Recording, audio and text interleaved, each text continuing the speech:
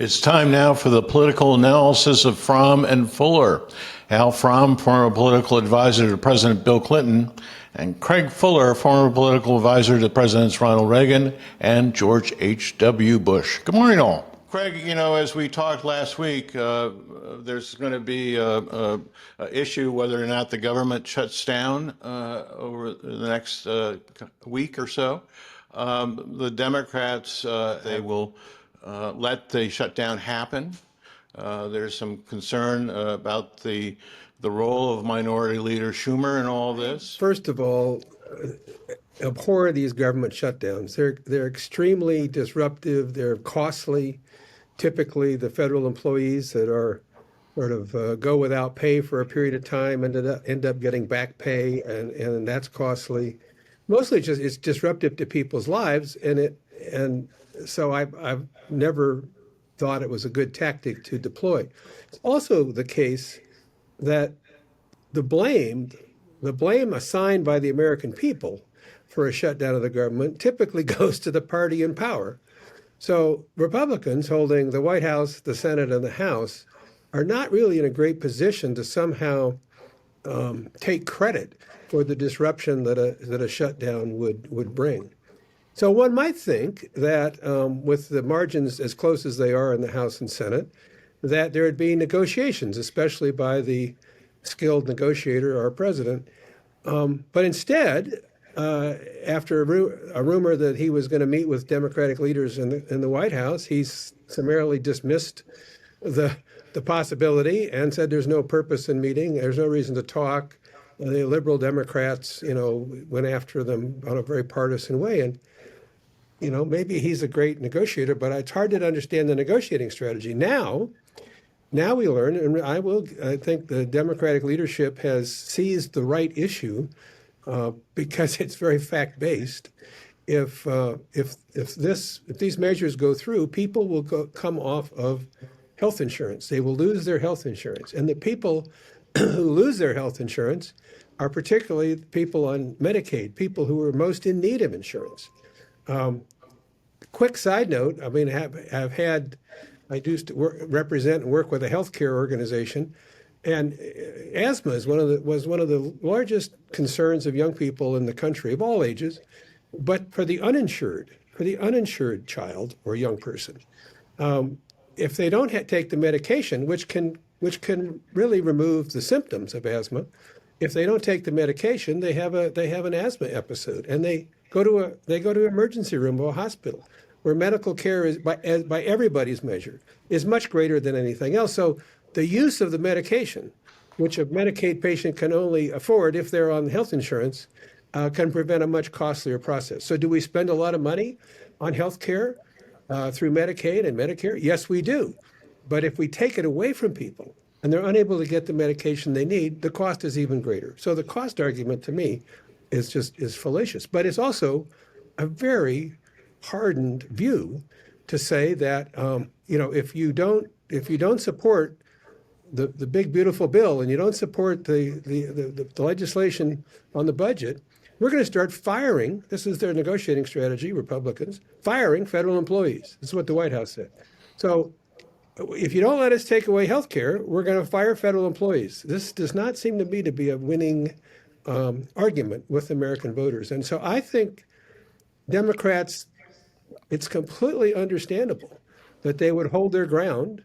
They would state very clearly who they're trying to help, and say, we're not telling you that we want and have to have everything we want, but we are telling you we have to be part of a process, and that's what the legislative process is all about. The people that the president refuses to meet with are the people's representatives. And so this notion that we're only going to work with Republicans who seemingly don't have enough votes to pass the measures is just a non-starter. I think we're headed for a shutdown. I don't know how long it will last, but I do understand the sentiment. And if you're not willing to even meet with a group of people, it's kind of hard to believe they're going to come over and support something that they deeply disagree with. Al, what advice do you give Mr. Schumer? Well, I think Chuck Schumer's in a very tough position, particularly because the last time the spending issue came along, he gave the president the votes to keep the government open, and ran into real resistance from a part of the base of our party. But to me, there's no really right strategy in this kind of thing, because you don't really know in the end who's going to get blamed. Craig's right. Usually the party in power gets blamed. And if that's the case, maybe the Democrats would be better off having, forcing a shutdown. But I'm not absolutely convinced that'll be the case. To me, there are two things that the Democrats ought to keep in mind, Schumer ought to keep in mind. The first is Trump does damage every day, and his challenge is to stop that. The budget is obviously one of the big issues that you have to deal with where he does a lot of damage, but the way he's going to really stop it is by having the Democrats have a good election in 2026 and winning the House and maybe even winning the Senate. So to me, his top priority from a political strategic point of view ought to be, what can I do that's going to put us in the best position to win in 2026? The second priority, and this is also a very high priority, is how do you, during this crisis, how do you avoid doing much more additional damage to our country, and to the hardworking people of this country? And as we've talked, as Craig mentioned and you mentioned, OMB sent out a memo last night to the federal agencies, basically, ordering them to fire, if in the event of a shutdown, to fire government employees, and then only to rehire them if they go along with the president's priorities. So that could be real disruption and real damage. So that's something obviously to keep in mind. The pressure Schumer faces is interesting. I mean, probably the base of the party wants resistance. They want to force a shutdown. They want to resist Trump at every turn. That's fine, except if in the end, with our leadership, when you think about Trump's numbers being down on every issue and overall, but the only people who have lower ratings than him are the Democrats, you sort of wonder whether in the end our leadership, as it is now, is capable of making the case that it's really Trump's fault. And the other issue to take into consideration is whether or not you're going to get concessions if you force a shutdown. And I'm not sure in the end Democrats will be able to do anything but back down if they want to reopen the government at all, because I guarantee you that Stephen Miller and the Deputy Chief of Staff of the White House, and Russell Vought, head of OMB, don't give a tinker's damn whether the government ever opens or not, as long as they get their priorities in shape. So they're fighting a force that is not actually a force that wants to negotiate in good faith, and that makes for the interest of the government, and that makes it different. So I guess I'd suggest an alternative strategy, and here's what my strategy would be. First, make the arguments that you would make if you're going to shut down the government. Make a big fight over the ending of the Obamacare subsidies, which are going to cause a 75% on average increase in premiums next year for 20 million Americans. Now, that mostly working class Americans. I'd make the fight saying, on the Trump tariffs, which I call the Trump inflation tax. So that's the first thing. I'd make the same arguments you'd make if you're going to force the government to close. But then I'd find a way to get the votes to keep the government open. But the third part I'd say is to adopt the strategy that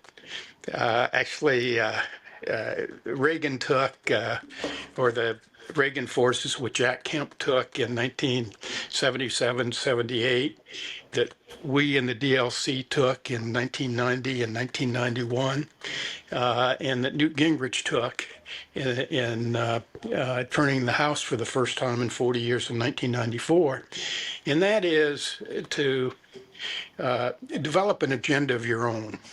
On the lines of our New Orleans Declaration or Gingrich's Contract of America, that clearly states what we stand for. Make that the only thing that Democrats in Congress talk about for the next year, and make sure in defining that agenda, we show that we are a different party than we were in 2024, that we learn from that election, and that we identify with the needs of the people that we need to win back to win the Congress. I think that's a much better strategy than getting into a months-long fight over keeping the government open. Because in the end, the only way to beat Trump and his cronies is to beat him at the polls. And that's much more important than satisfying our base. Our base is going to come out and vote against him. I don't think it needs much motivation. I think the American people already know we resist Trump. And if we need to do is make this a referendum on Trump, and to take advantage of making it a referendum on Trump, we need to make it clear that we understand, that Democrats understand, that or Democrats have to make it clear that we're not going to do things that are going to force swing voters, remind swing voters why they voted against Democrats in the past. Craig, I also wanted to get you all to comment on this remarkable story now coming out of the Department of Justice, where the Attorney General looks like they will indict James Comey. What's your take on that? Well, I think this is an unprecedented level of interference by the White House in the work of the Department of Justice and the Attorney General. The Attorney General is not the president's personal lawyer. The Attorney General is there to represent the interests of the people of the United States. And I really wonder, I don't know Pam Bondi. I know people who have known her and told me, she's a very solid professional lawyer and individual. At some point, Pam Bondi might want to ask herself how she's going to feel about being in the, top 5 worst attorneys general in the United States. I mean, it's just unbelievable that you'd go after somebody on such a nebulous kind of issue, and then you'd fire a prosecutor who failed to bring an indictment because there wasn't, a sufficient case to be made, and just keep pushing because Comey dares to speak out against Trump, and this notion that the president can put together a list of individuals who criticize him and turn it over to the Attorney General and have her send the FBI and Justice Department after people is seriously wrong, which ties to your first question in this sense, and that is, I think that, and Al mentioned polling, I completely agree with him. I think we're seeing not only support fading in the polls across the board, and that includes former Trump supporters who don't agree with what he's doing with handling the economy. They don't see him ending wars. They don't see him, really curbing inflation. And they're seeing levels of behavior, whether it's at the United Nations or the abuses of the Justice Department. And it's terribly worrying for them.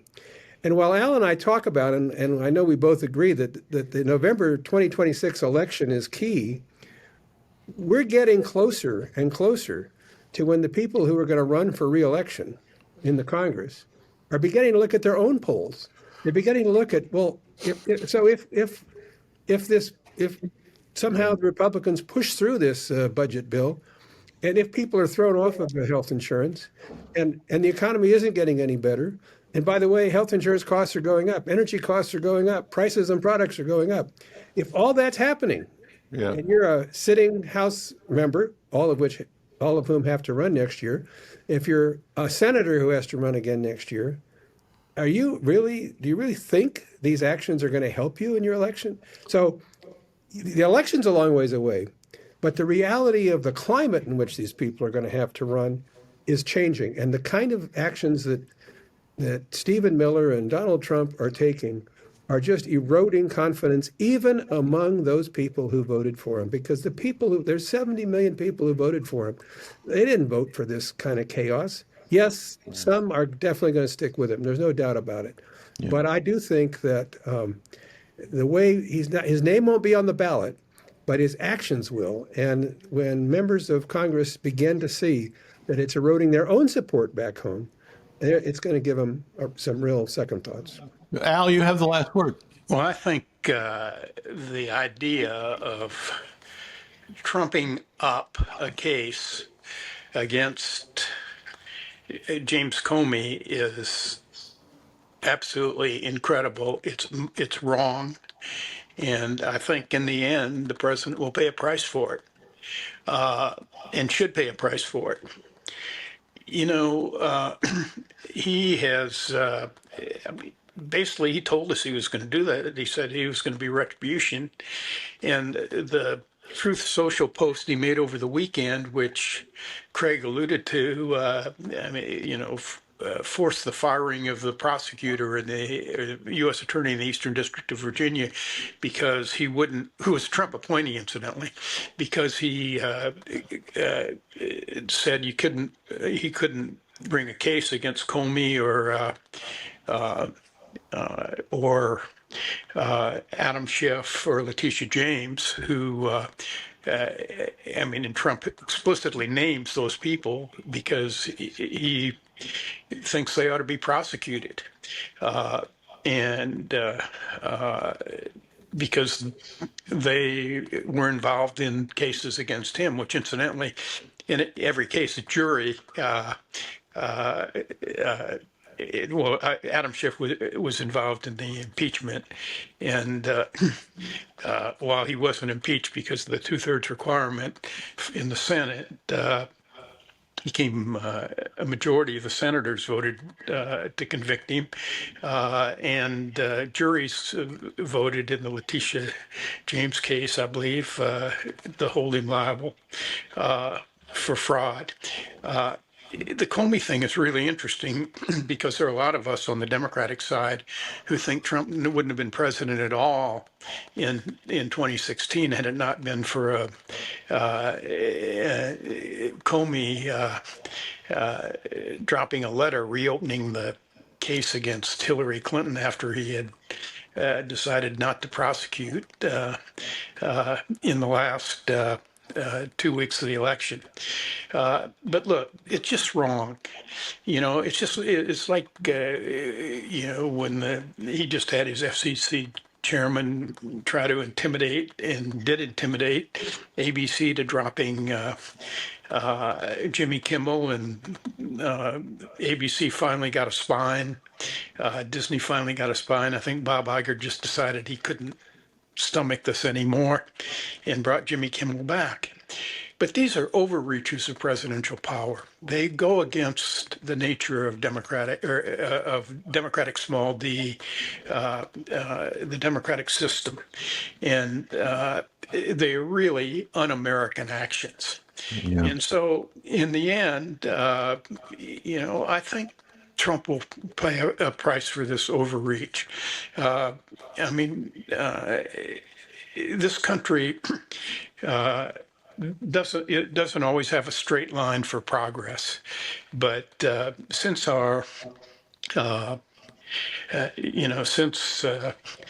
founding, we've always, in the end, come around to make the right decision to save our republic. And We will not have that kind of republic if the kind of actions that Trump is now pursuing continue. So I think we'll stop him. Well, we have to leave it there. Al Fromm, Craig Fuller, thanks so much indeed. We will see you next week.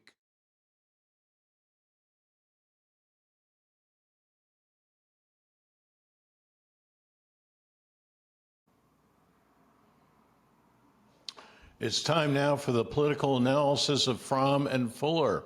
Al Fromm, former political advisor to President Bill Clinton, and Craig Fuller, former political advisor to Presidents Ronald Reagan and George H.W. Bush. Good morning, all.